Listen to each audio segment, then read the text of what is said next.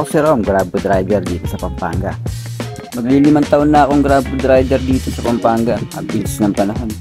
At ito, awat tulong ng Panginoon, binibigyan pa tayo ng lakas. Sa ilang taong pagbabiyahe ko bilang grab food dito sa Pampanga, marami na din ako nadiskubre at nakita. Marami na rin nakilala at ilan na rin nakasama. May dumaan mang pandemya, awat tulong, hindi tayo napasama. Kaya tara, samahan niyo ako sa aking simpleng vlog-vlogan. Ang inyong lingkod.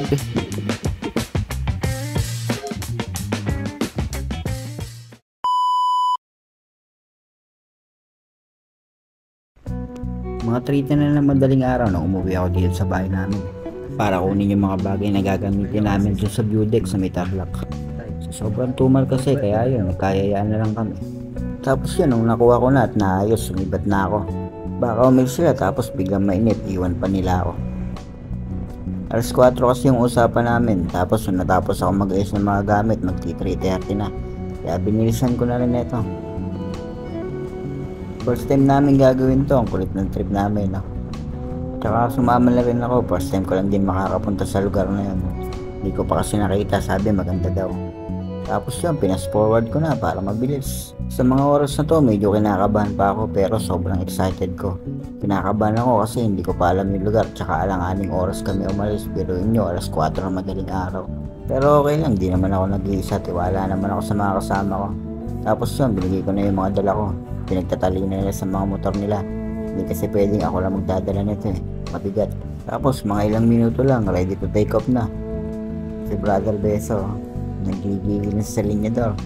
Si Master Andy, bago motor niya, kakabili lang. Tapos yun, sumibat na kami. Bali, nahuhuli ko nito. Naayos ko pa kasi yung camera ko eh. Tapos pupunta muna kami palengke para bumili ng mga gagamitin namin sa bundok. Bali, dito na kami bumili ng kakainin namin sa may Pangpang Market. Masyadong maaga pa kasi wala pang mabibilang tindahan. Saka madadaanan din naman namin ito eh.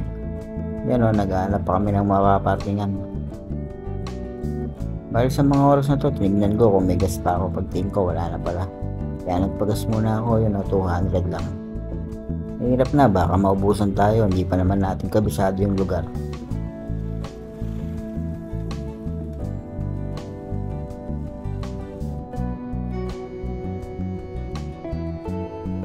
Mga ilang minuto pa, umalis na kami.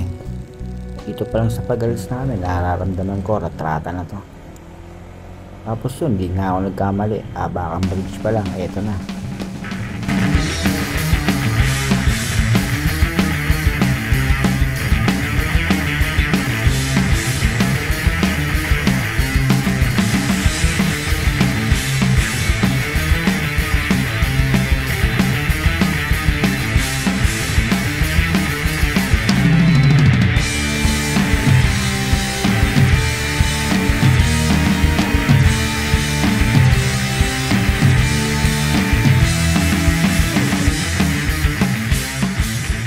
Tapos yun, nung nakarating na kami rito sa may overpass ng SM Clark, dito sana kami dadaan sa may express kasi mabilis dito eh.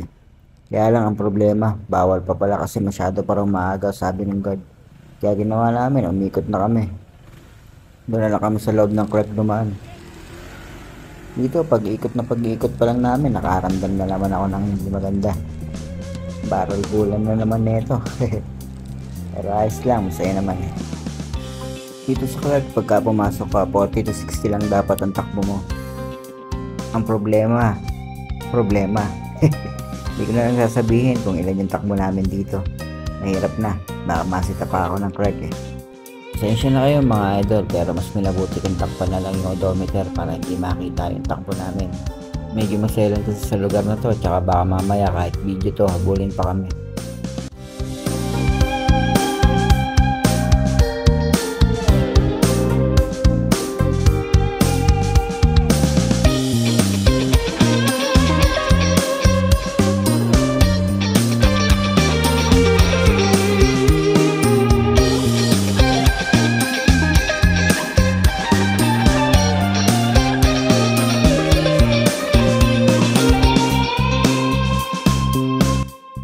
Tapos yun, nakarating na kami dito sa may Makapagal Village. Dito medyo alam ko pa tong lugar na to eh. Kaya lang nang paglabas namin, tapos dumiretso kami, hindi ko na alam yun eh. First time ko lang makarating dito sa lugar na to. Hanggang din lang sa Makapagal Village ang alam ko. Tapos nung nakarating ako sa lugar na to, na-amaze ako, sobrang ganda ng kalsada. Buhay na buhay ang dugo mo sa pagpiga ng motor. Yung tipong alam mong walang haharang sa'yo o gagambala. Kumpiyansa ka na dire-diretso lang yung takbo mo. Pero syempre, doble ingat ka pa rin dahil baka mamaya may mga batong nakakalat sa daan. Mahirap na, diba? Tapos nung nakarating na kami dito sa may malaking rotonda, global na pala to, ito pala yung global. Hindi ko pa alam eh. Itong isa naman kasama namin, magkaka-counterflow pa ako, kaliwa pa siya. Buti may tumayang gwardiya rito eh, buti nakita niya. Tapos yung bumalik na siya, muntik pa kayong mahuli oh. Sayang, abala pa. Buti nga, hindi niya tinuloy kasi nung pag-ikot namin dito, ayan oh, may mobile dyan. Tingnan, lulusot yung mobile dyan.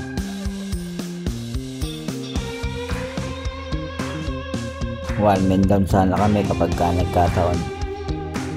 Mabuti na lang talaga, hindi tinuloy ni Master Randy. Master talaga oh. Bali pagdating namin dito sa may bukana ng malaking tulay, tumabi muna kami. May umuugong kasi sa ginagamit namin headset, nasat sa tenga. Kaya inayos muna namin. Tapos nung umalis na kami, ayan, iniba ko rin yung posisyon ng camera ko. Tapos mali pala yung posisyon, hindi kita yung odometer, tsaka madilim pa masyado. Dapat pala doon ko na lang nilagay. Ang haba pa naman ng video na ito, mga nasa 20 minutes ata yun. Putol-putol ko na lang kasi wala rin naman kayong makikita, tsaka madilim po. Nasa alas 4 pa lang ito, mag-aalas 5. Sa totoo lang, nung nakarating ako sa kalsada na ito, sobrang saya ko. Talagang makakukuha mo yung top speed ng motor mo dito sa lugar na to. Bukod sa malawak yung kalsada, napakalinis rin. May mga ilang bahagi lang na may mga lupa-lupa tsaka may maliliit na bato. Saka first time ko lang magpatakbo ng ganito kabilis. Napakasarap sa pakiramdam talaga. Tapos wala pang istorbo, wala kang iisipin kahit pusang itim.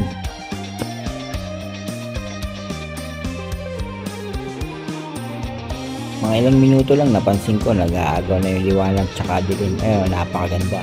Tapos yung simoy ng hangin, alam mo yun, paglabas mo ng bahay, yung masarap sa pakiramdam, diba? Tapos yun, nakarating na kami dito sa may labasan ng Clark. Kapas na ata to. Bali malapit-lapit na rin pala kami sa pupuntahan namin. Tapos sa mga oras na to, yung isa namin kasama nagsisignal. Nagbiblink na pala yung gasolina niya. Kaya ginawa ko, nagsisignal light na rin ako para makita ng mga kasama namin sa unahan.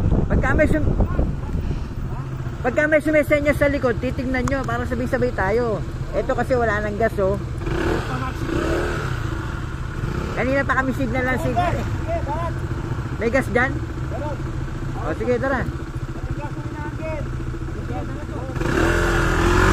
Gusto nyo yung magagalit pa ako eh. Tapos yun at nagpagas na nga sila. After nun, sibat na naman.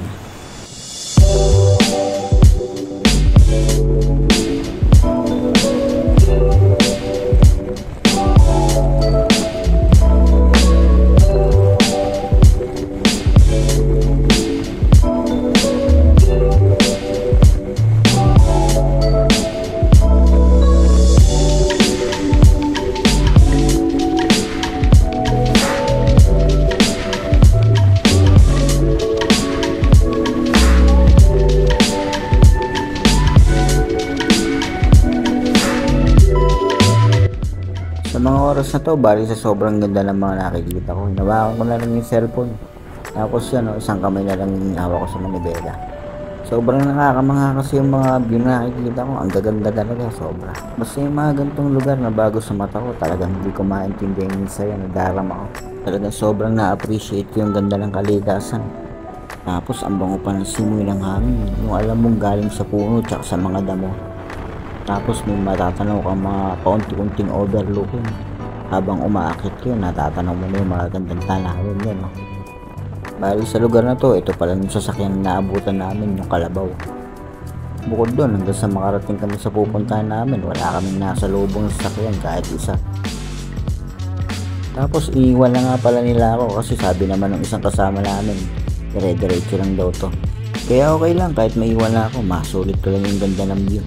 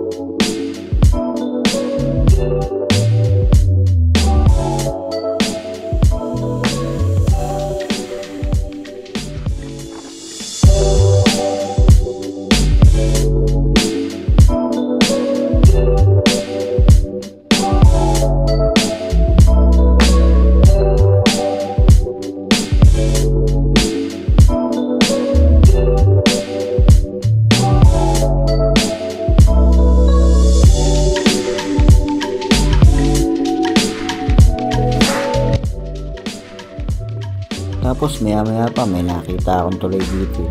Hindi ko na pinalampas yun, tapos kumuha muna ako ng picture. Ay, video pala. Siyempre, mahirap palampasin tumatang pagkakataon, no?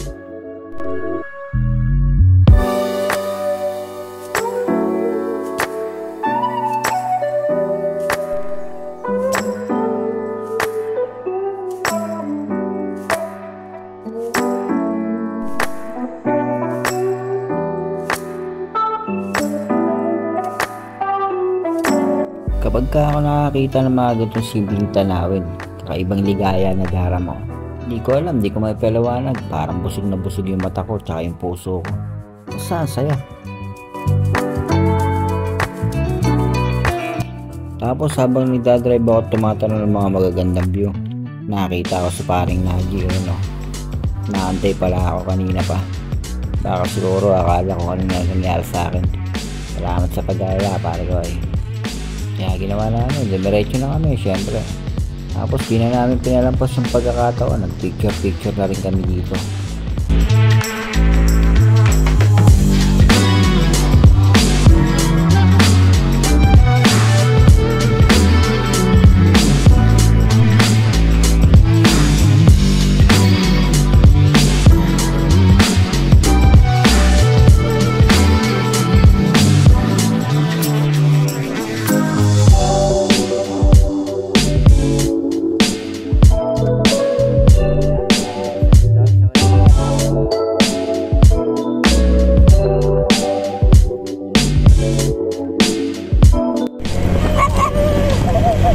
Habang nagdadrive kami, muntik pa kami kagatin ng aso. Hinabol ako yun, yung buwis ng aso eh. Tapos nakakita kami dalawa ng magandang view, yung sakto pagsikat ng araw. Siyempre, alam na.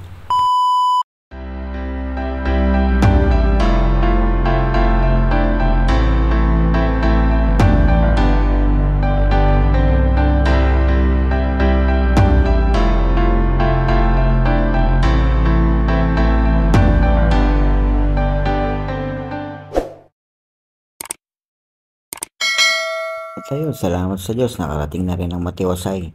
Napakaganda talaga dito sa taas. Totoo pala talaga ang balita. Tapos yung kanya-kanya nagalawan, no?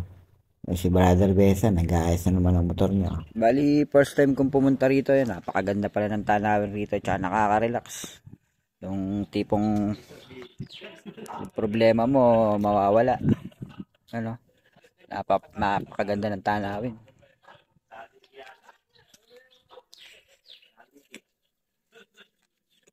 Ano. Bali, ito lang siya ang tawag dito, view deck. Ano? Master, view deck ba tawag dito? O, view deck ang tawag dito. Napakadali lang pumunta kung sa Pampanga ka manggagaling. Pwede kang dumaan sa Clark, pwede ka rin dumaan sa MacArthur Highway, pero mas maganda dumaan sa Clark. Ano? Napakaganda, oh. Nakaka-relax. Yung tipong may ibsan ng konti yung mga suliranin mo sa buhay. Yan. Napakaganda. Salamat sa Diyos na may likha ng lahat. Tapos yun nga pala yung Mount Arayat, to. Yung malaking bundok na yan na nag-iisa yan. Yan. Mount Arayat yan. Tapos itong mga bulubundukin na yan, hindi ko alam kung ano yan eh. Pero nasa Tarlac na to. Tapos yung mga bandaron, yung mga parang dark blue na yun na may mga ulap-ulap. Ano yan? Parang papunta siya sa Pinatubo. Bali matatanaw din siya sa Pampanga. Yan o. Babalik uli ako rito. Sasama ko si Mrs. para makapag-relax kami. Yan o. Tapos yun, bali nagpainit muna kami ng kape. Ayan o. Ayan. Tapos yan yung araw. Hindi ganong mainit dito. Napaka aliwalas ng ano, ng paligid. Ayan o.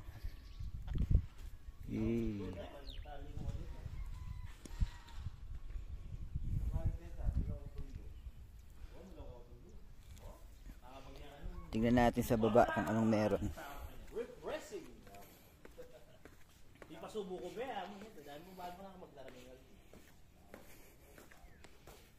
May kwarto dito. Ano kayang kwarto to? Baka CR siguro to. O CR nga kasi madumi. Yun lang ang problema.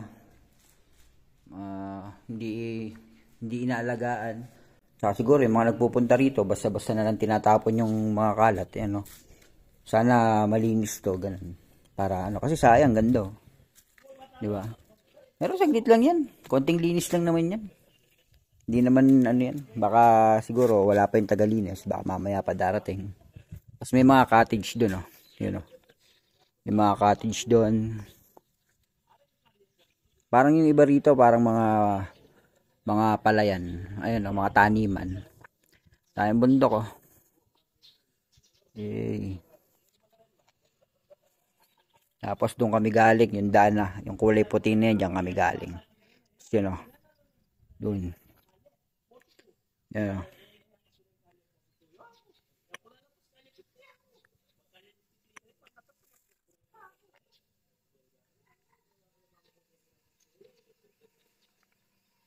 Ayan mga idol. So ayan mga idol, medyo masaya tayo ngayon, no? Kahit papaano nakalanghap tayo ng sariwang hangin. Galing dito sa napakagandang bundok na to. Ano? Sarap dito, magdadala ka telescope, magandang camera. Sarap drone. Kung may drone, sayang gusto kong bumili ng drone para gagayahin ko yung mga vlogger na nagmo-motovlog. Ang lakas maka ano ng drone, ang sarap sa mata pagka ano. Yan yung araw, oh. Yan yung araw.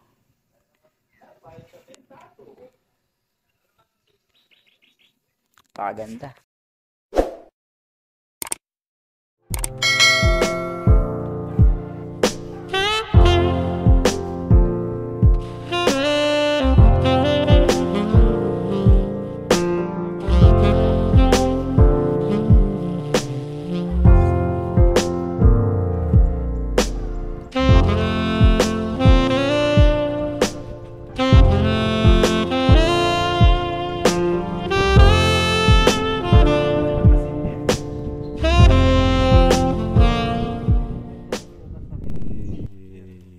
Tapos yan, pagkatapos na maihanda lahat, tamang almusal lang sa view deck, oh. Apakaangas. Bali, may ginawa nga pala akong simpleng montage, mga clip galing dito sa ride namin. Sana magustuhan nyo.